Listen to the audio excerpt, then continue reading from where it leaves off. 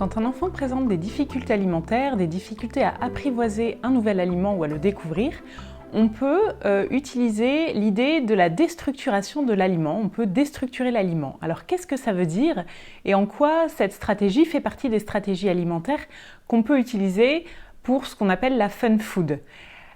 Déstructurer l'aliment, c'est changer la structure de celui-ci. Donc on va prendre un exemple, par exemple la pastèque. Quand on coupe une tranche de pastèque, on a un demi-cercle avec une partie qui est rouge, la chair, et puis une partie où il y a les petits pépins. Souvent la partie avec les petits pépins noirs peut rendre l'enfant un petit peu inquiet. Qu'est-ce que c'est? Je connais pas, berk, ça j'aime pas.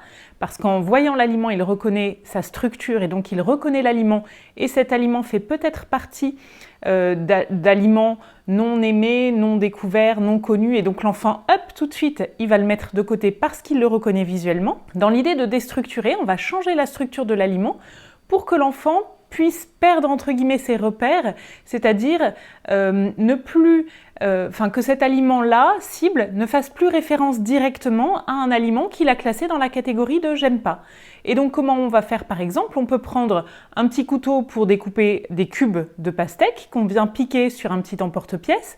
Et donc là, l'enfant, quand il voit un petit cube de pastèque, il ne voit pas l'aliment et donc il n'y a pas la référence d'emblée à cet aliment qu'il n'aime pas ou qui lui fait peur. Il y a le côté ludique de c'est un petit cube par exemple. Ou alors, ce qui marche bien, ça va être d'utiliser des emporte-pièces.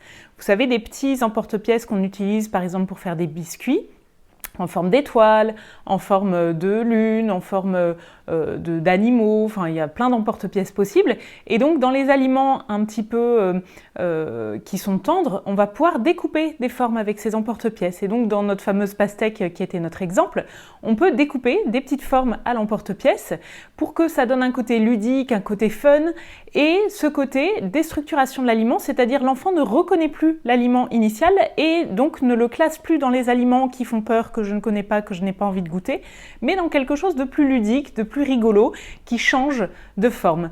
Donc quand un enfant présente des difficultés alimentaires, pensez à cette stratégie de déstructurer l'aliment, donc de changer sa structure, sa forme, de le présenter du coup autrement, mais avec une autre forme, sous un autre format, ce qui peut permettre à votre enfant de faire comme s'il le découvrait pour la première fois et du coup, sur cette première découverte, d'amener les stratégies que vous connaissez maintenant, qui est de « est-ce que tu peux faire connaissance avec cet aliment? À quoi ça te fait penser? Oh regarde, il a telle forme, c'est sympa !»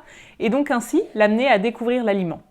Si l'alimentation est compliquée pour votre enfant, n'hésitez pas à en parler à votre médecin qui pourra vous prescrire si besoin un bilan en orthophonie.